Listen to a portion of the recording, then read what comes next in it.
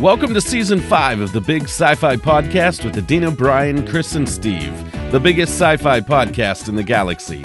The adventure is just beginning here at the Big Sci-Fi Podcast, and we invite you to come aboard the Starship Tangent. We know you'll enjoy the conversation, the laughter, the banter back and forth, and most of all, friends who love hanging out to talk about all things science fiction. Set your phasers to fun. Here we go. Good day, listeners of the Big Sci-Fi Podcast. Today we have a special guest, but before I go on with my intro, I want to thank our listeners for their continued support of this podcast. And above all, our good friends at Trek Geeks who have supported us and allowed this podcast to continue to grow both nationally and internationally. And that's pretty darn cool. And to our friends at Trek Long Island, who will be hosting the second annual convention and have once again included us in the event that will be held from May the 31st to June the 2nd, 2024. We hope you will attend so we can meet you, because when you do, you will learn the ABCs of podcasting. A is for Adina. Say hello. Hi, everybody. B is for Brian. Hey, Adina, I just want to make clear. He said, say hello, not hi, sorry. everybody. I am terrible at following those directions. What is It's been a long day. I'm sorry. Gracie. Now, we're allowing the actors to free form it. It's okay. Hey, everybody, it's Brian from Ohio. C is for Cris. Hi, everyone. It's Cris from Toronto. And S is for little old me, Steve. He's no red shirt. Not today. I'm wearing my black Enterprise shirt. Yes, I am. And wearing my NX-01 hat as well in honor of our guest. You know, you never know where you're going to meet interesting people. 37 years ago, I met one of my heroes, the late and great Jonathan Winters, the godfather of improvisational comedy to the likes of Robin Williams and others, and one of the funniest people ever to have lived, while I was shopping at the Vons in Burbank, of all places. Then 8 years ago, my daughter Stephanie's wedding, at her wedding, the 44th president of the United States, a fellow by the name of Barack Obama, met all the members of the wedding party after finishing up a round of golf at Torrey Pines. And that was a true surprise to all of us. It made my daughter and son-in-law overnight international celebrities. And I don't know if you can see that. Jeez. But that's what happened. Else. Yeah, that's your daughter? That's my daughter. That's Stephanie. That's my daughter. What are you? Okay. Steve's a good-looking guy. What are you saying? No, I mean, I remember when that went sensational, all sensationally. Uh-huh. I didn't know that was Steve's. Yeah. Okay. Yeah, it was. Learning new things about my podcast co-hosts today. Every day, I feel like. Yeah. And then 4 months ago, while attending Star Trek Day, we can call it now, which was on September the 8th of this year, I met a fascinating woman, and she was, like myself, wearing an NX-01 cap. And I asked her where she got hers, and she replied, from working on the Enterprise series. Well, we exchanged phone numbers, and I went home to look up her involvement with Trek, and wow, what a resume. She was involved with Voyager for season 7, where she was a story editor for 18 episodes. Is that correct? Yes. Oh, on Voyager or no, overall? On Voyager, 18 episodes on Voyager. Oh, yeah, for 18 episodes on Voyager, yes. And co-wrote 4 episodes with Mike Sussman. Is that I'm pronouncing his name right? S-U-S-S-N? Absolutely. Sussman, he goes by Michael now, but he was Mike then. Okay. As for Enterprise, she was story editor for the entire first season, except for 2 episodes. 1 episode, and then 2 that she wrote on her own. Well, actually, she co-wrote. You co-wrote 10 episodes of Enterprise with Mike as well, right?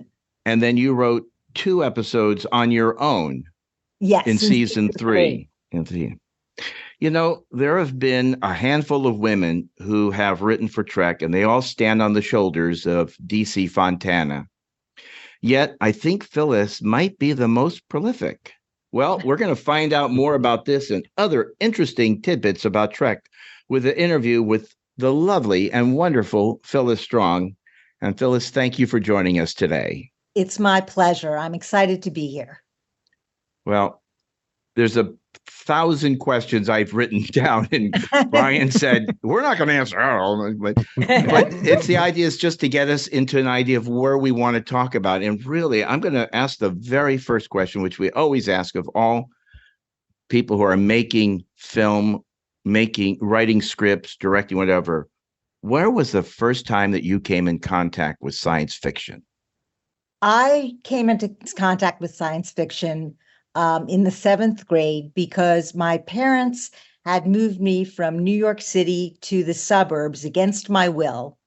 And I speak to all the young women who are in middle school who know that that is the worst time of your life and the worst clickiness and everything else.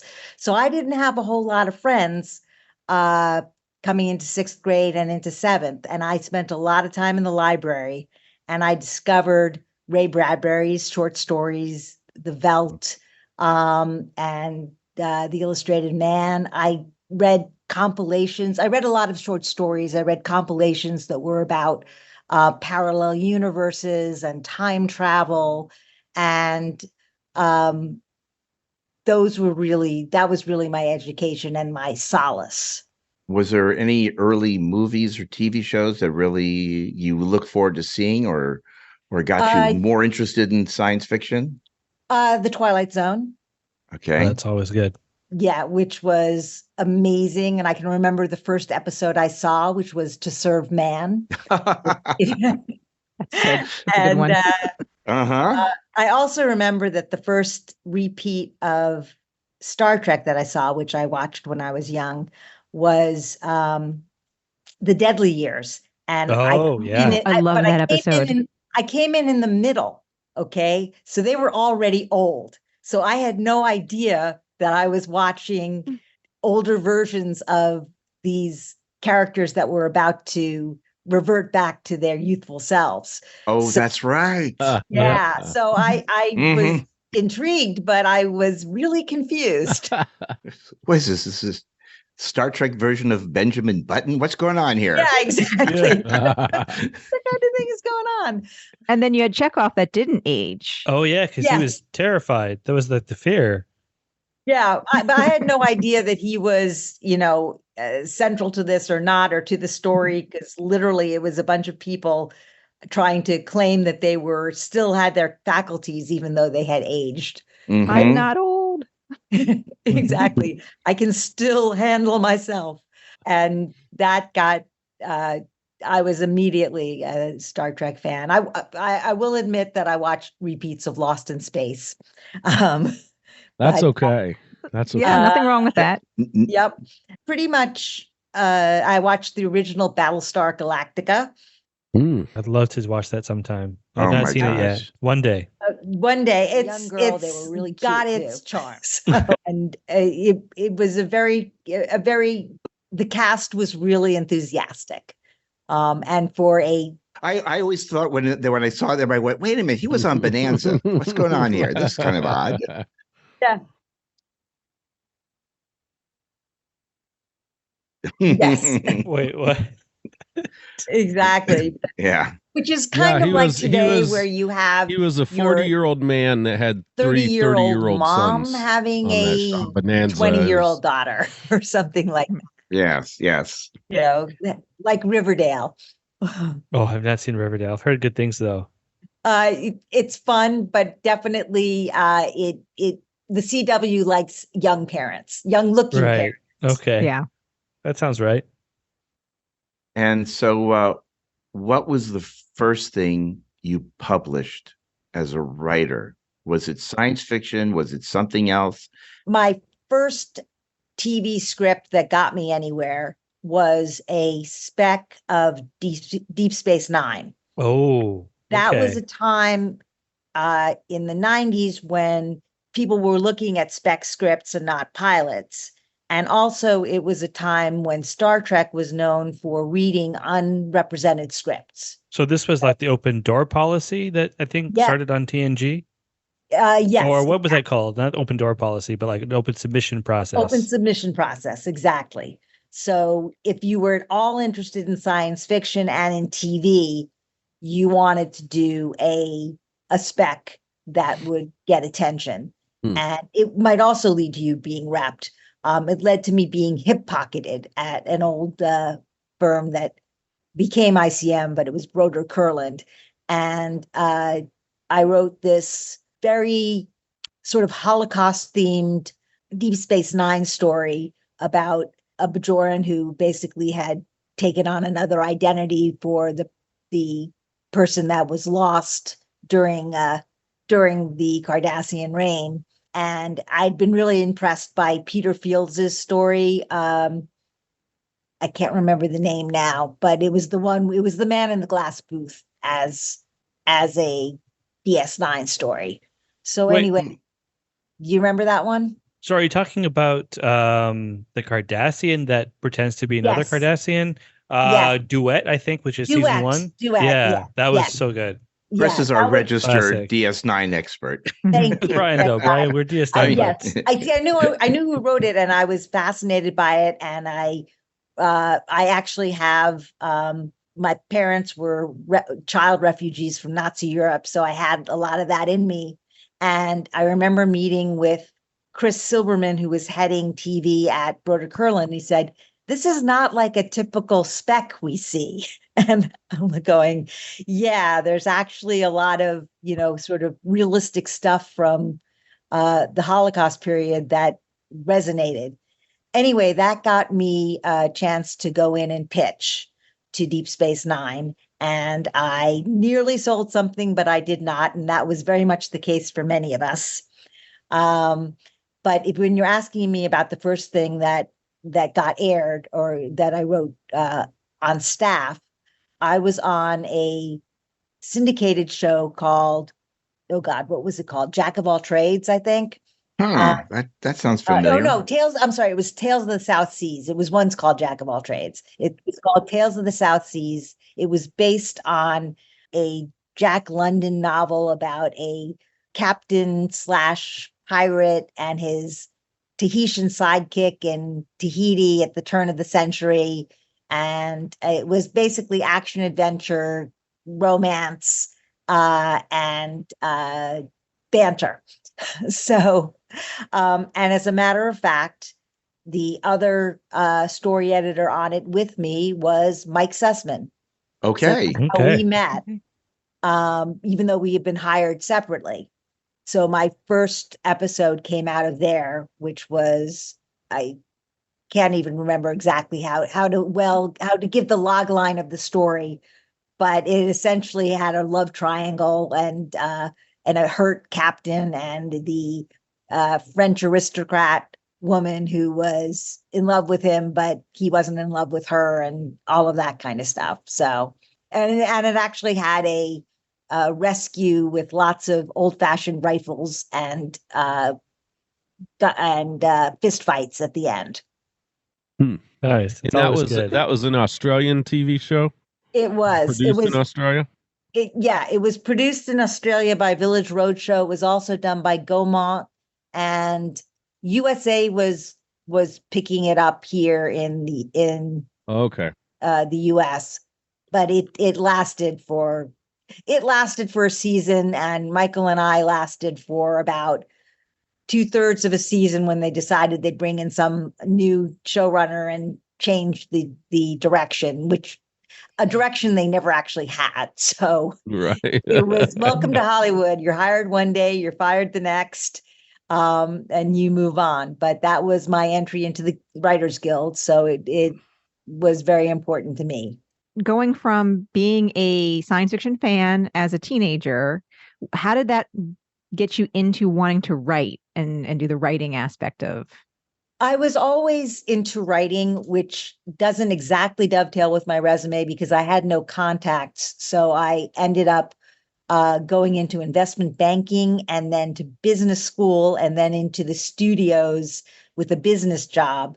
And I essentially was looking for some way to break in creative. To go back to the writing, I used to do, short stories as a kid. and things like The Opposite World, where whites were enslaved and blacks were running the show, and stuff like that. But the writing wasn't gonna. If I knew then what I know now, or even knew 20 years ago, I would have come after school to Hollywood and tried to get an assistant job. But coming from the East Coast and college education, where they recruited right out of college, I didn't know that being an assistant was something that actually had a career ladder associated with it. Okay. So that's how I ended up in Los Angeles. I ended up working for 20th Century Fox. And every time I thought I was in the inner circle, I turned out to be on the outer side of the inner circle and kept trying. I ended up helping to run a TV movie company for Fox.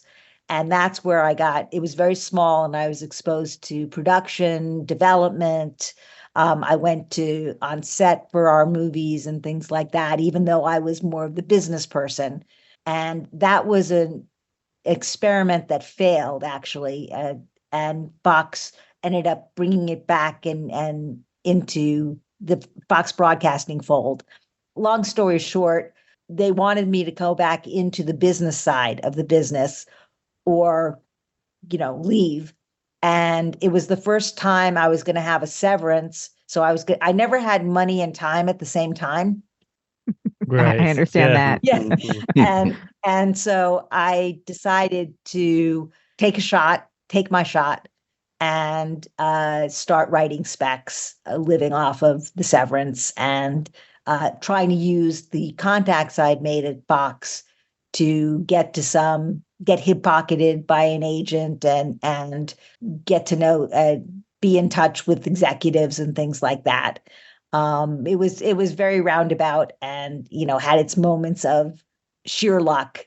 I got an agent off of another spec, actually an X-Files spec, but that X-Files spec wasn't great. But between the Deep Space Nine, the X-Files, and a Buffy that I had. Oh, nice. Oh, That's wow. like a I love Buffy. trifecta.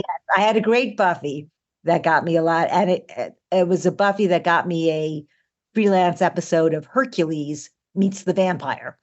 Wow. So I was doing the freelancing thing, and I was still in touch with Mike Sussman, and he, being a Next Gen fan and a huge Voyager fan, etc., he had been pitching to Voyager, and he had been an intern on their in Star Trek, and he was able to sell one or two, maybe three stories, and do a script for them.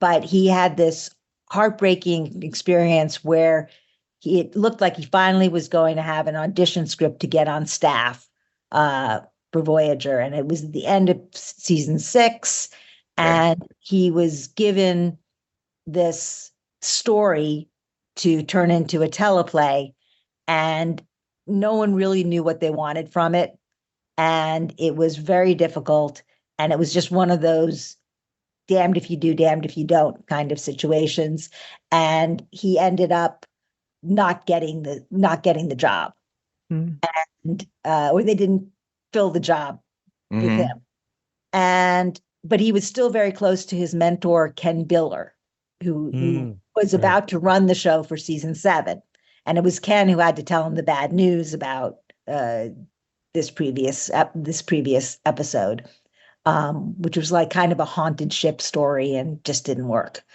I don't even remember which was one this. it was. Was this Haunting of Deck 12? Haunting of Deck 12, yes. Yeah, I just watched that one recently too. I've been on a Voyager binge.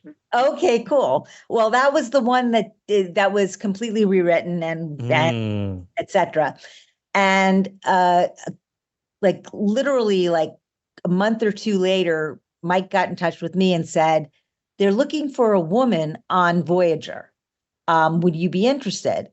And I was like, yes, but honestly, of all the shows, I know Voyager the least. I know Voyager, but I've watched it, but I'm not an expert on it. Mike, you're the expert.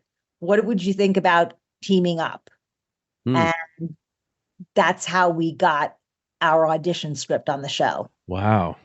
And what was your audition script? Was it the Body and Soul episode? The first one that you did? First one that we did. It was a story by Mike Taylor. They'd given it to freelancers. It hadn't come out. A couple of names are listed there in the credits besides yours and Mike's. Yes. Exactly. So we were the ones given the page 1 rewrite on it to see if we could save this thing, which was a huge mess.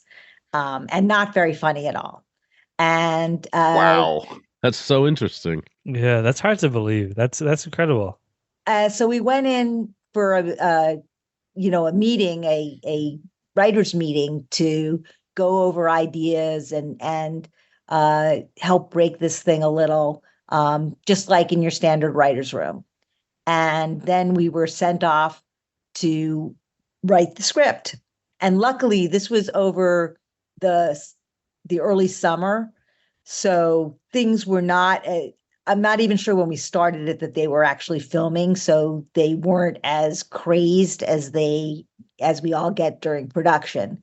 So we had the time to write it. It wasn't one of those blasted out. It was one of those unreal experiences where we're literally like just in a room together. We write. Our pattern was to write separately and then exchange and revise and rewrite and do that kind of thing. Again, Mike took the lead on this one because he knew Voyager much better and he loved the Doctor. I'd say a lot of the humor came from him. It came from me too, but I tended to be more the character person and more the poignant or emotional person. But we both had a lot of fun with it. And Jerry Ryan was a revelation. He did so great. Like pretending to be the Doctor. I rewatched it this weekend in preparation for today, and she was so funny. It came off so well. Well, what Bob Picardo did was he would do the scene for her. I was wondering about that. That makes sense. In his voice and in his style and mannerisms. Mm-hmm. So that makes sense. Jerry could then imitate those. Mm-hmm. Yeah. So that they did a lot of work together and that really helped. Yeah, that makes sense. And it came out great. Yeah. Yeah. It just seems like you wrote the script just for Bob, and you said, okay, now just erase his name and put in Jerry's name because she's going to read those lines, even though he could have read those lines himself. Exactly. It was absolutely hilarious. I'm watching because I listed the 4 episodes you had written for Voyager, and Cris said, what do you think? And Cris said, well, let's do Body and Soul. So I went, okay, and I had really no knowledge about it, and I watched it and I went, this is hilarious. This is great television. This is what, I always appreciate the humorous Star Trek episodes the most. Yes. And so watching one like that, difficult to do. But when they come off well, they're great. So now that I know you're from New York, is that why that first piece of food was a piece of cheesecake? Oh, I love that scene. Yeah, that was me. Oh, that's right. Every time I watch it, I'm like, I need that cheesecake. Her reaction to eating that was absolutely hysterical. Mm-hmm. And then him asking, have you never eaten this before? It's a great little scene. Right. And a great little romance there. And afterwards it was like, I was never attracted to you. Not really. That's awesome. So I'm always, sorry, go ahead. No. I was just thinking that so much of the episode, it's on the page, but it's also on the stage. It really was a wonderful collaboration of writing and acting. It really was. That's amazing. But I'm always so curious. What's the when you say you're like breaking a story, what's that process like? The process is can be kind of messy. It's basically you have all the writers in the room. So we had Mike Taylor, we had Brian Fuller, we had Rob Doherty and Ken Biller, and I'm forgetting one or two because this first time we were in the room, we didn't know everybody, or we only knew them as names that came up on credits. Basically, you want to go through from the top of the story what your scenes are going to be. And you've got a sense of the story. At Star Trek, we did these things called story documents that were just prose that were maybe 10 or 12 pages out detailing the story. But that was prose, and you had to turn it into a script. So you then took that and said, okay, here's this. It has the emotional through line. We understand what the story is. Now, how do we block it, portray it? So everything from being on the shuttle at the first time, where should we be when we're caught? What's going on with what about them being imprisoned? How is this going to work? It was a very light break in the sense that it didn't have all the scenes, and they have a lovely term called WP, which is writer's problem. And whenever they can't figure out what to do, they go, it'll be the writer's problem. Right, to figure that out. So we went off with that. I honestly, I don't know how much we broke or how much we were just going over the story when we were in that writers' meeting, because it was kind of a blur, honestly, for me. I was so excited and so apprehensive and so intimidated and overwhelmed, every single emotion. And it was much better when Mike and I sat down and were just figuring out, okay. And remember, we already had some break from the original story. So a lot of it was just, let's make this funnier. It was. Yes. Yeah. I had particularly liked, I knew I was going to like the episode when 7 of 9 and Harry are first in the prison, in the cell, and 7 of 9 notices a smell in the air. And comes to realize it's Harry Kim. And that was great. I'm sweating. Okay. That was Mike. That was a male. That was a man's take on this. So does that carry over to all the jokes with DePaul? Like, was Mike Sussman involved? Was he involved in season 1? Because I know she has like the nasal suppressant. Oh yeah, no, that the nasal suppressant came up.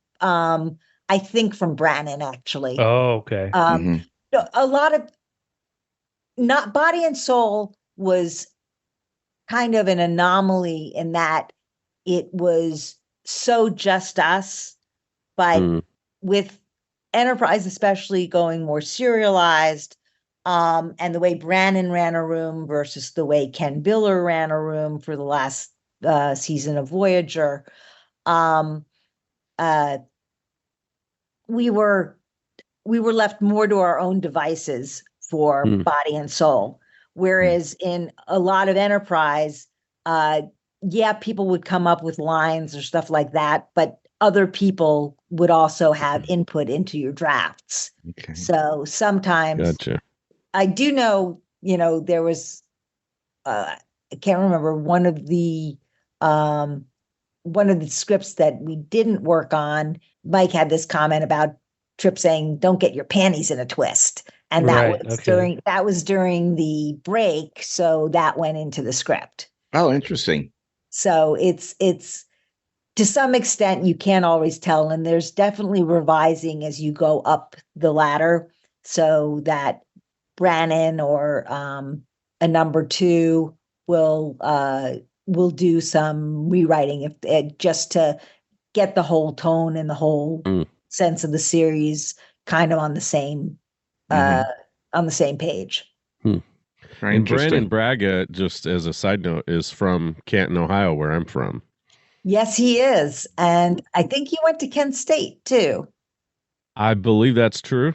I know he went to McKinley High School. Okay, that makes a lot of sense because of the Kent State University in this is another Voyager in season 2, when there's when the Voyager gets duplicated, and they mention it. I believe a study from Kent State. So I wonder if I think that was a Brandon Braga script. Yeah, I know he's in the weird sci-fi. He's got an incredibly high concept mind. And if you were duplicating things or traveling in time loops or having a temporal Cold War, that was all Brannon. That was Brannon. That's amazing. Interesting. So very interesting about Voyager. Go ahead. I'm sorry. Let me just say that the audition script for Body and Soul was our ticket in that. So we were hired right after that. Oh, okay. So that was in September. So we had missed the first 5 or 6 episodes, but we were on board when they were shooting Body and Soul, which meant we could be down there. And that was an incredible experience. I can only imagine. With having written or having been the story editor on scripts for Voyager, did that give you the sense of the characters and understanding of how you were going to write for the other 4 episodes you and Mike wrote together for Voyager? Yes. And a lot of watching Voyager over and over again. You definitely developed the voices of the characters. Sometimes one was better than for the other. Mike was particularly good with the Doctor. And we did author, which was which is one. Such a good. Like I just rewatched that. It's always one that I go back to, but I love it. Yeah, I have to watch that one now. Yeah, I have to watch all the other 3 episodes that you wrote as well. I have to jump in here because go ahead, Brian. I watched Voyager religiously through the first 4 seasons. But what I'm finding is I actually did watch a lot more in its original run than I remembered as I'm watching episodes here and there. This is an episode, Body and Soul, that I had no recollection of. I did not remember anything from it. It was so I feel like I watched it for the first time ever just yesterday, and it makes me all that more of a Voyager fan. Like I really feel like it's that funny of an episode and charming of an episode and interesting too. It's not just funny for funny's sake. It's funny in the right ways. Yeah, and no, it is. It's just out of water delivery type stuff, and it's very philosophical too, and that concept of so you've got the Doctor inhabiting 7, and so he's got full reign, but it's not his body. What is he allowed to do with it? It's very interesting. And so there's that little touch that when he first exits, she's kind of like, you violated, Yes. Because you ate too much food. Yeah. Use my body. It could have gone a lot deeper into that. I would have lost some of the humor because I think if you went too far into that aspect, then you lose the humor part. But it does touch on this interesting concept in science fiction is if you're body hopping and what does that mean for your soul? Well, here's the ending. What does that mean for your soul? And here's the name of the episode. And it's also like what was interesting. I can't remember the line. I think like there was a line that the Doctor said which sounded reminiscent of Kirk when he's like air filled with lungs, but it was delivered a little bit better. Maybe I'm like drawing a blank. Yeah, I love the idea of him like understanding. Okay, what's it like to actually feel something for the first time, to taste. Yes, and like all of those things. Yeah, well, that's what made really well done. The ending really poignant when the 7 of 9 comes in to basically have a meal and describe what all the sensations are like now that the Doctor has Helen Kellered his way into understanding what taste and feel are all about. Interesting use of description there. I like that. And one more little tidbit that I thought was fun. It guest starred Megan Gallagher, who was in one of my favorite Deep Space Nine episodes, Little Green Men. Yeah. And she also plays Meghan Markle's mom on Suits. I didn't realize she was on Suits because I know she's also in DS9. Well, she's been in a lot of things. She was lovely. She was a great get. And really the guest stars, her especially, were up to the task of taking on the regulars. Very good. Yeah, she's definitely an actor when she's on screen or when she comes up on the show. I'm like, oh my gosh, I know her from Star Trek, and she's always really good. It's always exciting to see her. So, Phyllis, I've said this 100 times, so my crew members will understand, but I'm going to share it with you as well. When Voyager was on, and I had been watching Star Trek since September the 8th, 1966, first episode, and been watching all the way through. So by the time we got to Voyager, I was really burnt out. And then and then I saw Enterprise, and my love for Star Trek was totally rekindled. So I said this to John Billingsley. I've said it to Doug Drexler. I've said it to Mike and Denise Okuda. I've said it to David Livingston. Because of that show, I fell in love with Star Trek again. So thank you for being part of Enterprise, which I think you're very, very proud of your involvement in that particular series. I am. It was also one where I got to see how a series got developed from the beginning, because the reason that Brannon was not the showrunner on Voyager season 7 and Ken Biller was that Brannon was developing Enterprise all during that year. So we got to see and little things like the original name of Captain Archer was Jackson Archer, and that didn't clear, so we had to change it to Jonathan Archer. Probably this is out in the Trekosphere, but originally we wanted T'Pol to be the younger version of T'Pau. Oh, okay, that's cool. From Anaheim, and because of rights issues with the original series and the various rights holders of that. But I'm not sure of the exact reason, but I know it was rights that we had to change that to T'Pol. So those were all so even at the beginning, there was a hope to sort of connect to the original series in many ways. Wow. And it was also, I'd say, in the first season, it was definitely sometimes seat of the pants, because you don't really know. You're writing before you've cast in some cases. So you're rewriting your scripts if you have the time to take in the strengths. What we knew, we got Scott Bakula early enough that he fit Archer enough so that that wasn't tough. But it took a long while to find T'Pol, and so. Speaking of Jonathan Archer and Scott Bakula, I thought he should be here with you today. And people think he's the star of the show, right? But no, he was not the star of the show. Are you going to say a certain dog? I know this little guy was Porthos. So for people who can't see, because we're audio, yes, that was showing Porthos. And we have Captain Archer in his chair, even though he's more of a pacer than a sitter. Yeah. And I have that same Archer figure. Oh, you do, really? I do. Not the chair. I just have the figure. So who was the most difficult character to consistently write for on Enterprise? That's a really good question. I'd say Phlox. Really? Yeah.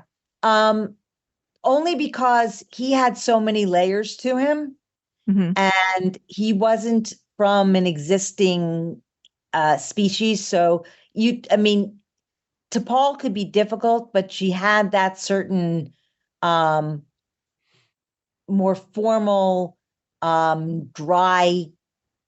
formal cadence and drier humor that was somewhat, from the history of Vulcans, from Spock to Tuvok to any of the others. So that's interesting. That's not what I would have expected, because I would expect with Dr. Phlox, given that his background is kind of an unknown, I would have assumed that would have made it a little easier because you're able to invent, and you're without the concern of getting something wrong. Well, that's true, but what I'm thinking of is down the line. Mm-hmm. When we had defined flocks, there were still all these elements that could be addressed, but had to fit with what he was. And John Billingsley was such an incredible actor. Again, the actor meeting the part, all of a sudden these the subtext could come through in everything that he was doing. It's interesting because John, it's almost like that's who John is, because we've had him on the show and just super entertaining, super funny. And it's funny, we were just watching the second episode of Gilmore Girls, and who's in it but John? Playing a teacher. Get out of town. And he sounds, and I'm going, he sounds just like Dr. Phlox. I mean, go back to that. So it's like his, it's almost like, you wrote the character, but he made the character. He made the character. Yeah, exactly. So, so once you got to know John more, that helped too. But I think basically Phlox popped enough that we were more careful about how we were writing him. Okay. Interesting. But T'Pol was easier than you'd think. And Archer there was some back and forth about how formal he would be, how upright he would be, versus whether there would be a little, Kirk defiance to him. And I think the upright, earnest team kind of won, and I was a little bit more on the cowboy team. Interesting.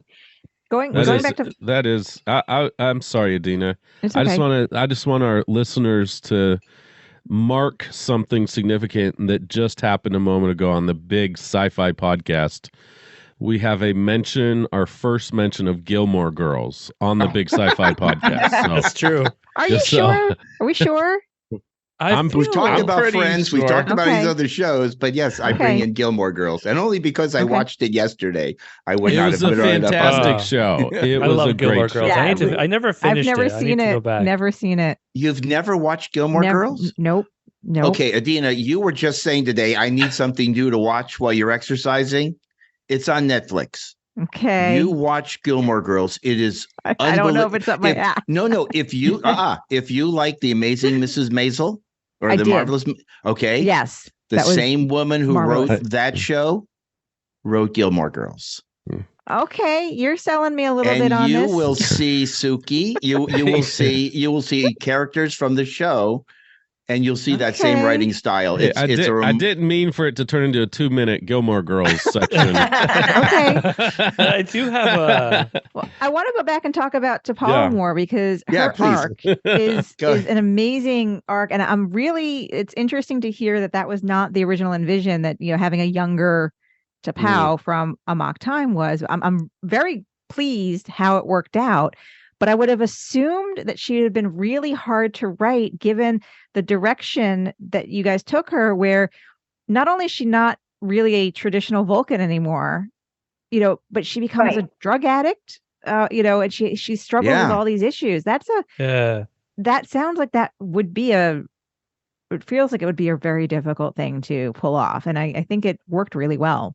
Well, thank you. I think that one of the guiding principles of Vulcans in the 22nd century was that they were closer to, they weren't closer to prehistoric time when Spock was going all emotional, but they were closer to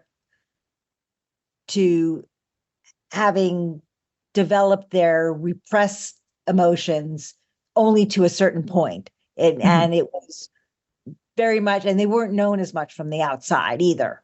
So the idea was, and the subject of several stories were like these rogue Vulcans who decided that they could handle some emotion. Right. Yeah.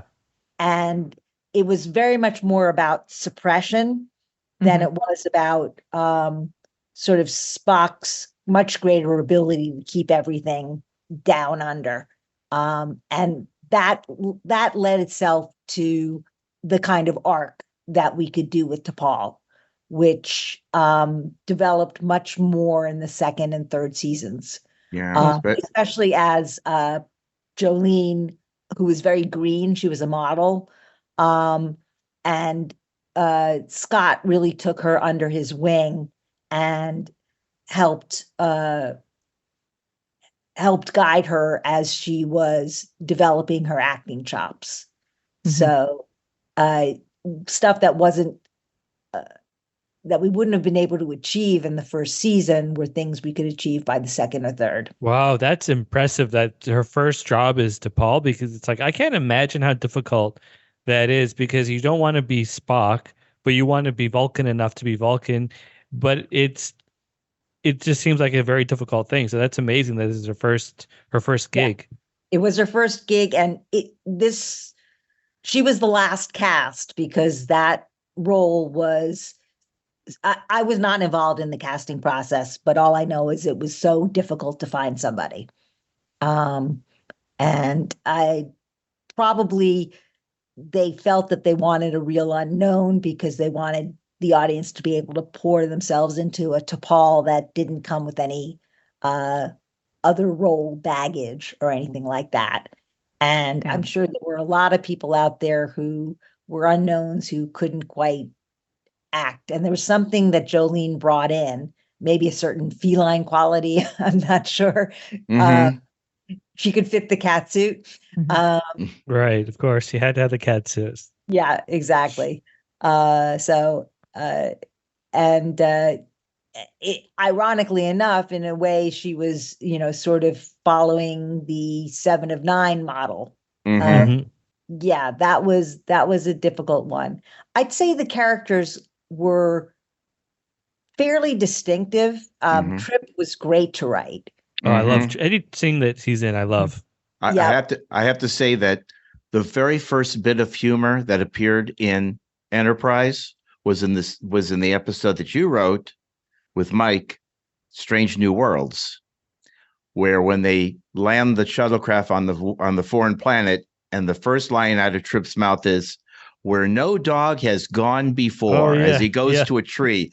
And I thought, that's great. That's funny. There's going to be humor in this show. It's going to be a little lighter. It's not going to be super heavy.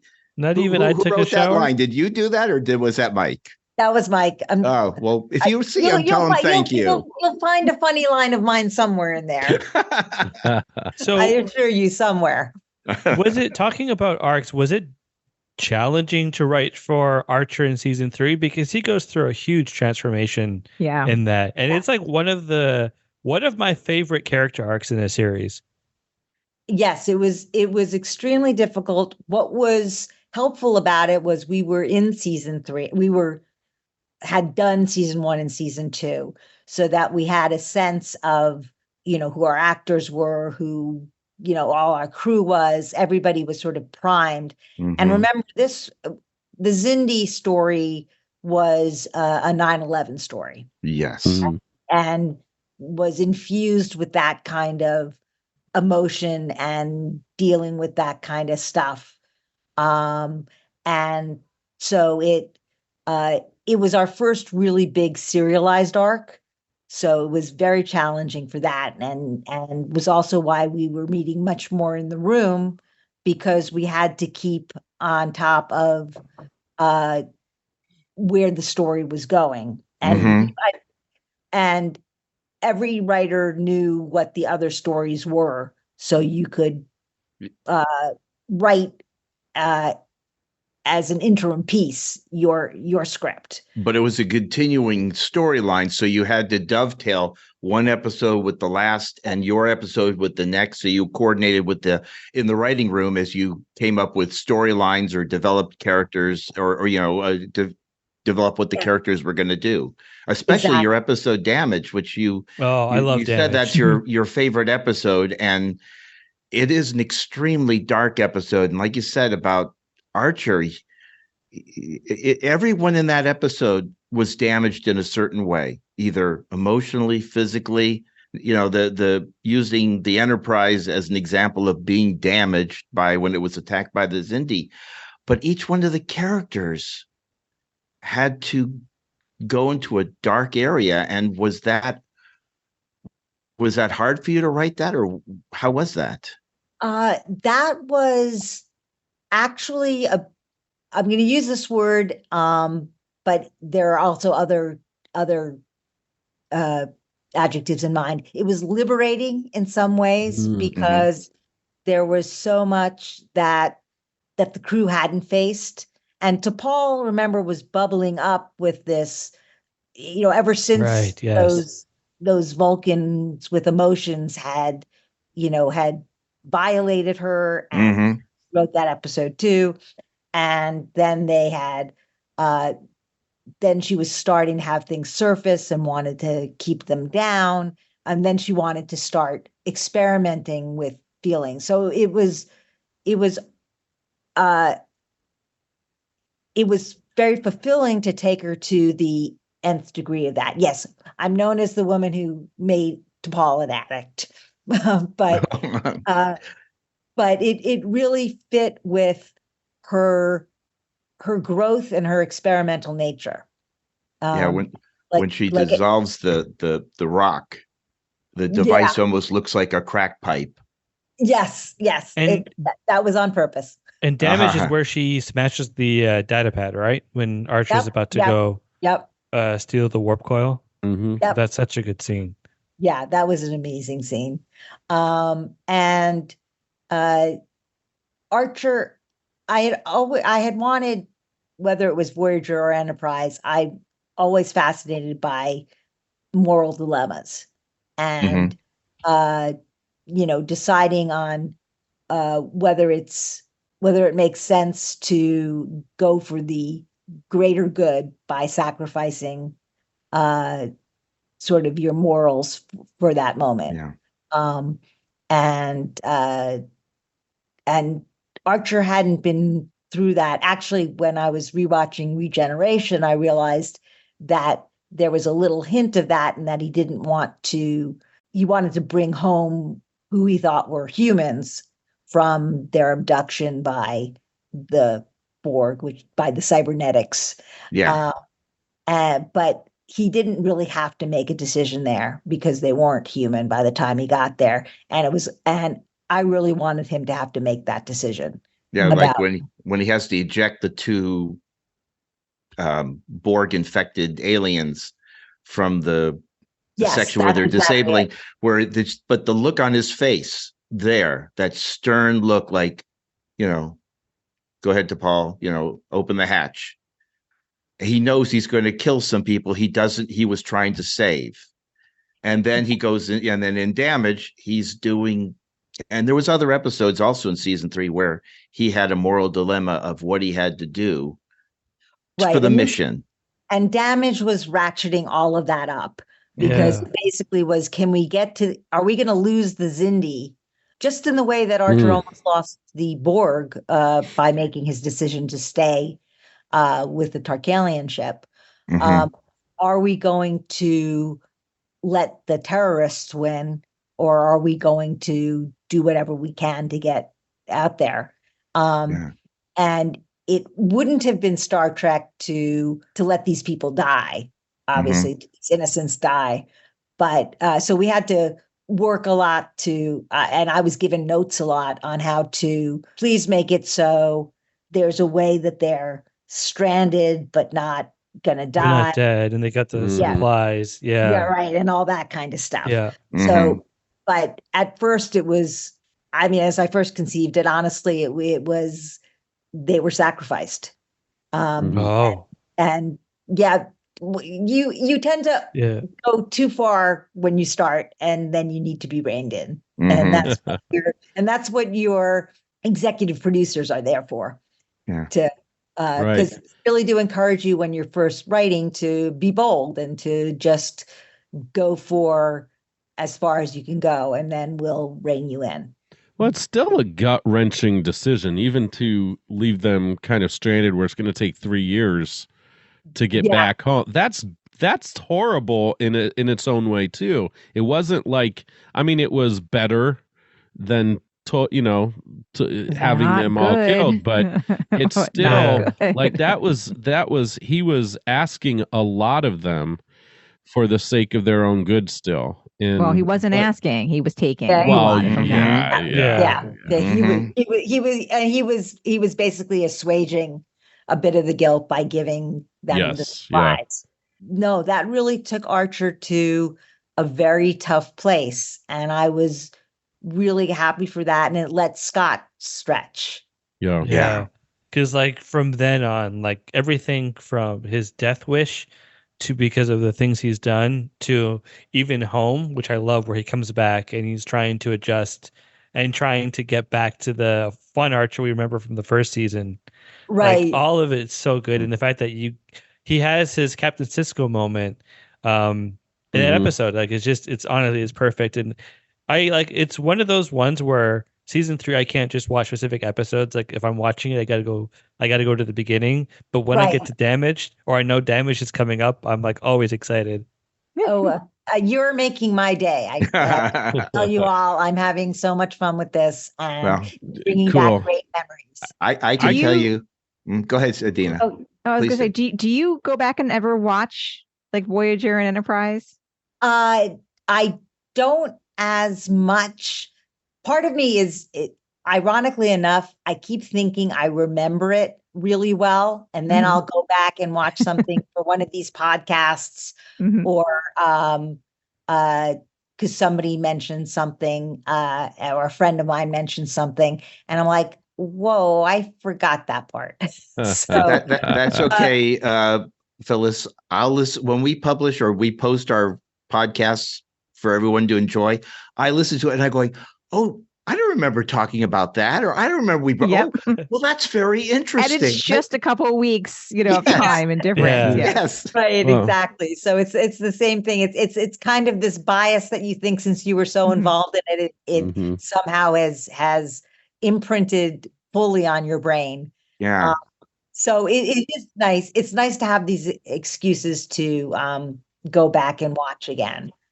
Well, if that is all the grilling questions we have for Phyllis, then I'm going to close out by saying, wow, thank you so much for being our guest on the Big Sci-Fi podcast. As I stated in the beginning, you never know who you're going to meet at any time. As the song from The Simpsons goes, a stranger is just a friend you haven't met yet. And I'm so lucky to have met Phyllis. We've now filled out our Enterprise bingo card by having an actor, John Billingsley, a director, David Livingston, a spacecraft designer and all-around fun guy, Doug Drexler, on the show, and the keepers of the Star Trek fame and content creators, the great Mike and Denise Okuda, who are also on our podcast. So we've had all the important people, including yourself, and I really appreciate you. I am so lucky that I was there that day. We're so lucky we were both wearing the same hat. Yeah, that's what caught me, and because you don't see that often, but it was really cool. So great. Well, I loved being here. Well, thank you. We've really enjoyed having you on the show, and so once again, we've come to the end of another informative episode of the Big Sci-Fi podcast. We know that the written word is what begins the process of a Star Trek show or movie or any other film or TV show. Without a great script, we'd all watching The Bachelor. I enjoy that stuff. In the words of George Takei, you are? No, I said no offense. I enjoyed The Bachelor, although I've been watching the 90 Day Fiancé. We just lost all the Bachelor fans. I'm sorry, we're done. What about the Golden Bachelor people? What do you want those to?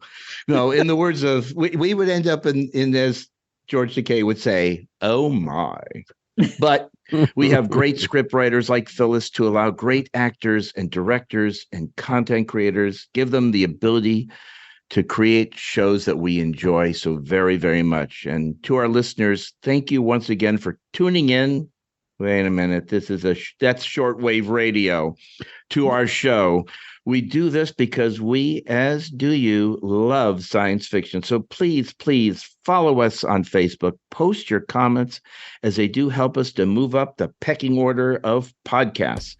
Follow us on Instagram. Write to us at thebigscifipodcast@gmail.com.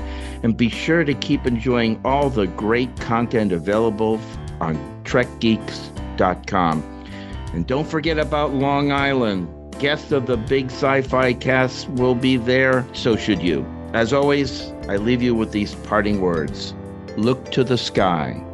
Live long and prosper.